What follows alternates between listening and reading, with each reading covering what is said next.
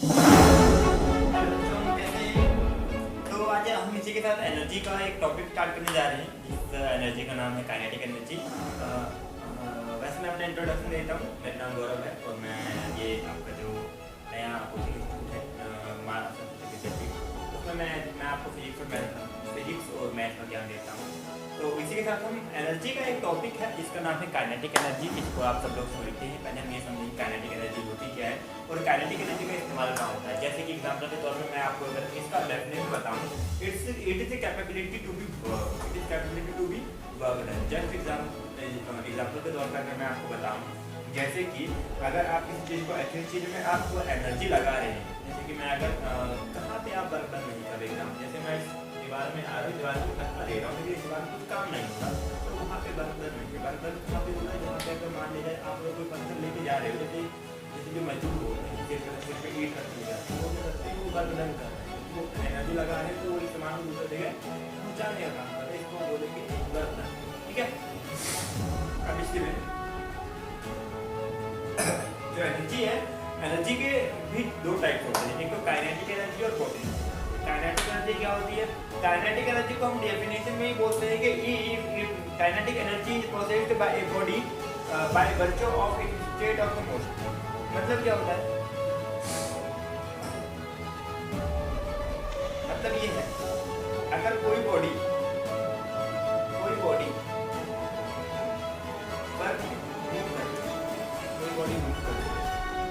तो काम करने, मतलब मैं कोई चीज़ जहाँ पे करना लेके जा रहा हूँ, तो ये क्या हो गया?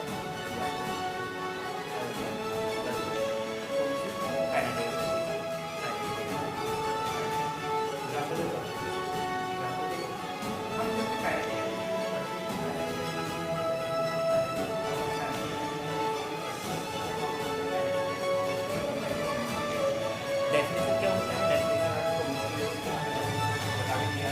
लेकिन जब हम काइनेटिक एनर्जी की जब हम एक्सप्रेशन करने के लिए जाते हैं, तो हमें ये पता है, हमें ये सबको ये पता होता है कि काइनेटिक एनर्जी का जो एक्सप्रेशन होता है, इसका फॉर्मूला होता है एक, वो फॉर्मूला होता है half of M V square. क्या होता है formula? Half of M V square. और आपको पता है, जब आपको अगर आपको एक्सप्रेशन में half of M V square अगर आपको पता है, तो आपको यही पता होना चाहिए कि निकलता कैसे है, आपको इसके डेरिवेशन भी मालूम होने चाहिए। और ये डेरिवेशन कई बार आपके एग्जाम में पूछे भी जाते हैं, और अगर नहीं भी पूछे जाते तो इसी डेरिवेशन की हेल्प से जो है आपको कोई न्यूमेरिकल भी करना होता है, तो अगर आपको ये डेरिवेशन समझ में नहीं आएगा ना, तो न्यूमेरिकल करने में भी सबसे ज़्यादा प्रॉब्लम आती है।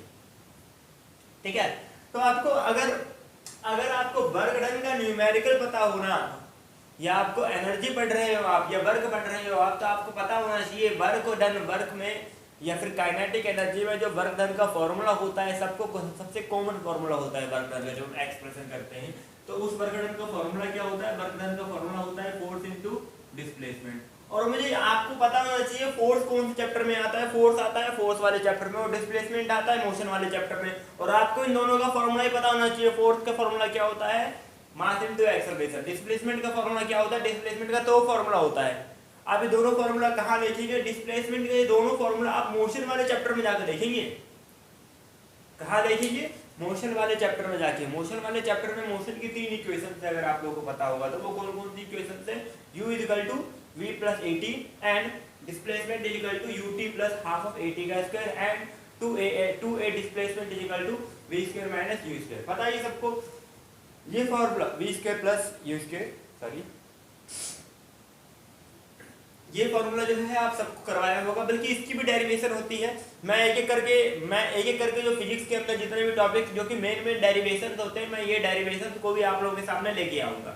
ठीक है, तो हमें ये पता है यहाँ पे वर्क डन का फॉर्मूला होता है फोर्स इनटू डिस्प्लेसमेंट। और फोर्स का फॉर्मूला क्या होता है? फोर्स का फॉर्मूला हमें पता है। फोर्स का फॉर्मूला होता है mass into force is equal to mass into acceleration. कहाँ से आया ये वाला फॉर्मूला? हमें पता है, ये वाला फॉर्मूला हमने फोर्स वाले फॉर्मूले में पढ़ा है। और फोर्स की इंटरनेशनल स्टैंडर्ड यूनिट होती है आपकी न्यूटन। और जूल किसका होता है? जूल होता है आपका काइनेटिक एनर्जी का, या फिर वर्क का, या फिर एनर्जी का। वर्क हो चाहे एनर्जी हो, दोनों का आपकी ऐसे यूनिट होती है जूल।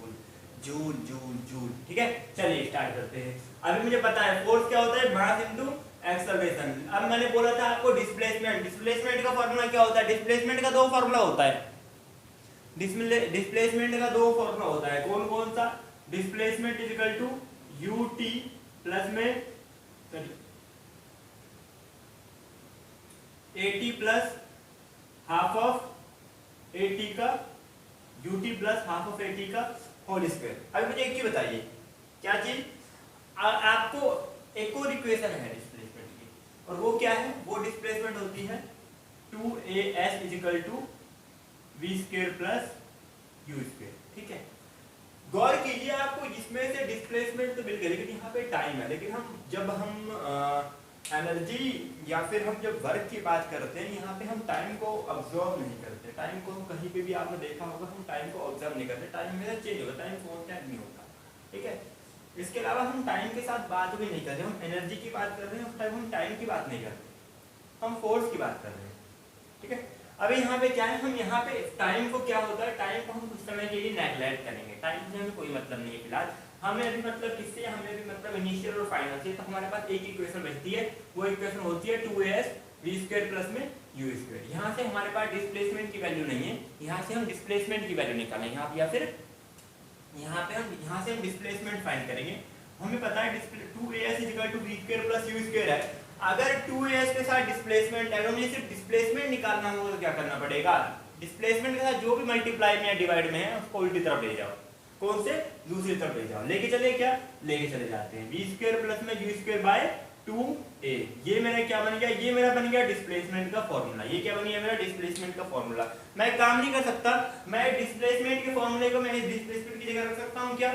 सबको पता है क्या? हाँ, रख सकते हैं। मैं इस डिस्प्लेसमेंट को मैं इस डिस्प्लेसमेंट की जगह रख सकता हूँ। चलिए रख देता हूँ। क्या आएगा? v स्क्वायर प्लस में u square bye 2a।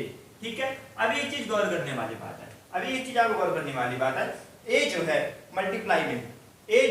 Multiply में है कि नहीं? अब ये a से ये a कट गया कि नहीं कट गया? कट गया। अभी क्या बचा? अभी हमारे पास एक ही चीज बचता है। क्या चीज बचता है? Work done is equal to mass into v square plus u square by 2। सही बात है, सही बात है। अभी आपको वर्क डन क्या निकलेगा? अभी मास जो है ना, मास अंदर सबसे मल्टीप्लाई कर दो। मास क्या कर दो? अंदर सबसे multiply, m v square by 2 plus में m u स्क्वायर बाय 2। सही है, दोनों के नीचे 2 है। ठीक है, अभी हम एक काम करते हैं, हम इस 2 को ना सेपरेट कर देते हैं। इस 2 को हम सेपरेट कर देते हैं। क्या हो जाएगा? m v square by 2 plus में m u स्क्वायर बाय 2। ये इक्वेशन बेटा दो जगह काम आती है। क्या चीज? ये इक्वेशन जो है दो जगह काम आती है। कहाँ दो जगह काम आती है? पहले जब आप फॉर इक्वेशन करने जाओगे, या फिर जब आप कोई क्वेश्चन करोगे जहां पे आपको ये बोली जाएगी कि दो हाइट के बीच में एनर्जी है, जहां पे या फिर ऊपर से बॉल फेंका जा रहा है,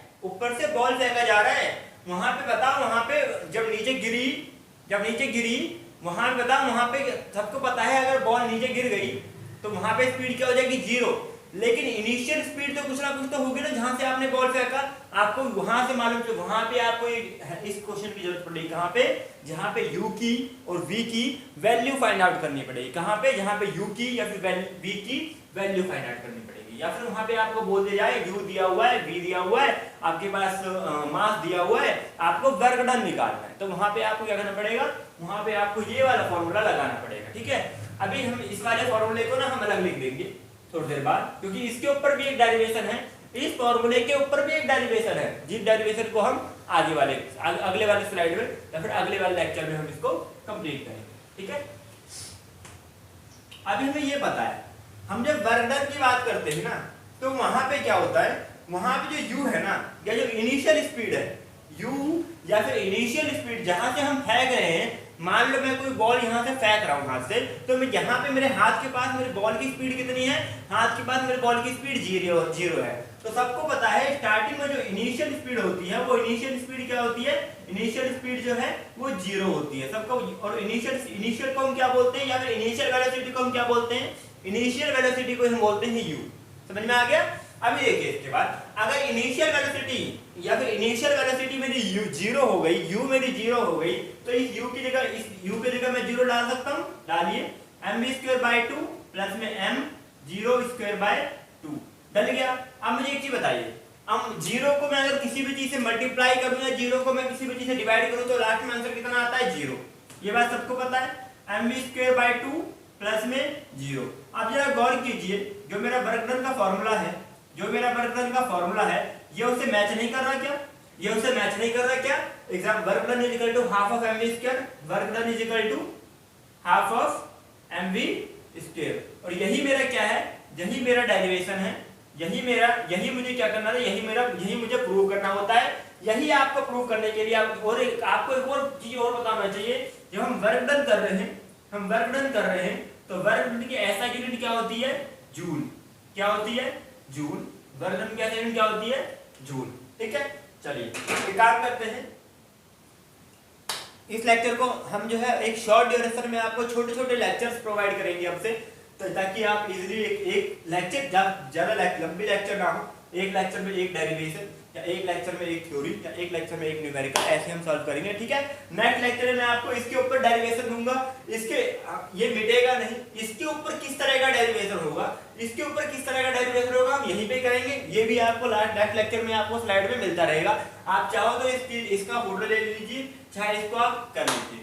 ठीक है बच्चों, चलिए नमस्कार बच्चों, मिलते हैं आपसे नेक्स्ट वीडियो में। Thank you.